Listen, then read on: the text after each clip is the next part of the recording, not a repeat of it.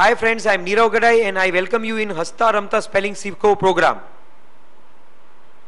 આ પ્રોગ્રામનો ઉદ્દેશ્ય છે તમને હસતા રમતા સ્પેલિંગ શીખવીએ. હવે આ પ્રોગ્રામ શરૂ કરું તે પહેલા તમને એક શબ્દ લખવાનું કહું છું.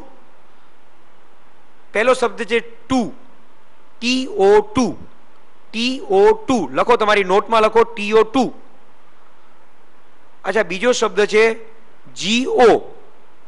હવે જો TO2 થતું હોય તો GO ગુ થવું જોઈએ કે નહીં? તો એની બાજુમાં લખો ગુ, GO ગુ. પણ ખરેખર અંગ્રેજીમાં તમે GO ગુ કહી શકતા નથી, કારણ કે અંગ્રેજીમાં તે GO ગો તરીકે ઓળખાય છે. TO2 તો GO ગો કે. અચ્છા, બીજો એક ઉદાહરણ આપું.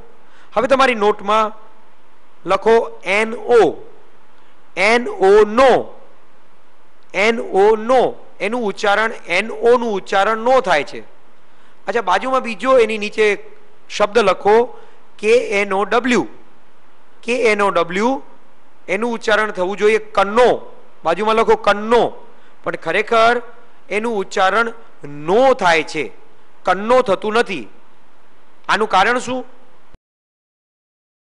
બીજો પ્રશ્ન પૂછીએ, અંગ્રેજી ભાષાના સ્પેલિંગ યાદ રાખવાની જરૂર શું?